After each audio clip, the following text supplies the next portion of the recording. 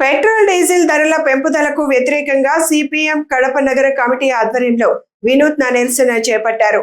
కడపలోని ITI circle వద్ద రిక్షాను తొక్కుతూ party నాయకులు కేంద్ర ప్రభుత్వ విధానాలకు వ్యతిరేకంగా ఆందోళన నిర్వహించారు. ఈ సందర్భంగా సిపిఎం నగర కార్యదర్శి రామ్మోహన్ మాట్లాడుతూ బీజేపీ ప్రభుత్వం అధికారంలోకి వచ్చిన తరువాత పెట్రోల్ ధరలను భారీగా పెంచి ప్రజలపై మోయలేని భారం మోపిందని విమర్శించారు.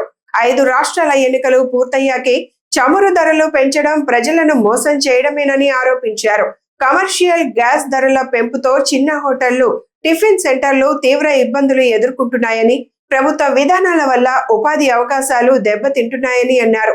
పెట్రోల్ డీజిల్ ధరల పెంపుతో రవాణా ఖర్చులు పెరిగి నిత్యావసర వస్తువుల ధరలు మరింత పెరిగే ప్రమాదం ఉందని హెచ్చరించారు. దేశంలో బీజేపీ ప్రభుత్వం ప్రజల మీద పెద్ద ఎత్తున భారాలు కొనసాగిస్తూ ఉన్నది.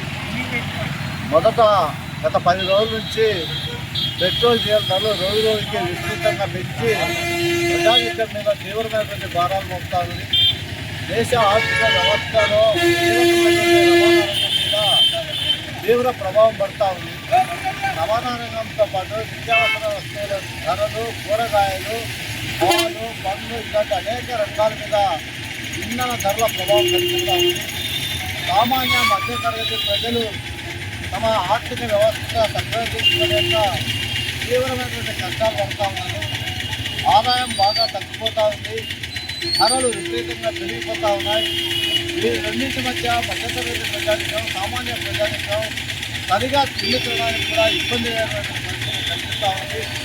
సక్రమంగా ధరలు తగ్గితే కడుపు నిండా తిండి తినే అవకాశం పేదలకి కానీ బీజేపీ ప్రభుత్వం అంతర్జాతీయంగా అమెరికా, ఇజ్రాయెల్ సాగు పెట్టి వరుసగా భారాలు పంపుతా ఉంది.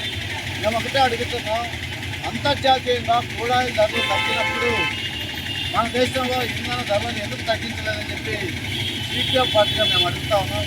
ఈ రకంగా ధరలను పెంచుకుంటూ పోయి ప్రజానికాన్ని విస్తృతి చేసేటువంటి చర్యలు చేపడతా ఉన్నారు.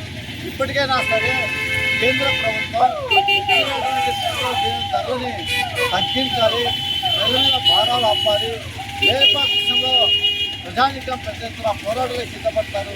కానీ బీజేపీ ప్రభుత్వం ఈ భారాలను తగ్గించడానికి ఏమాత్రం సున్నితంగా లేదు. దేశంలో ఉన్నటువంటి ప్రజానికం ఆర్థిక వ్యవస్థని ఇబ్బందులు పడుతుందా చూడడానికి చర్యలు తీసుకోవట్లేదు.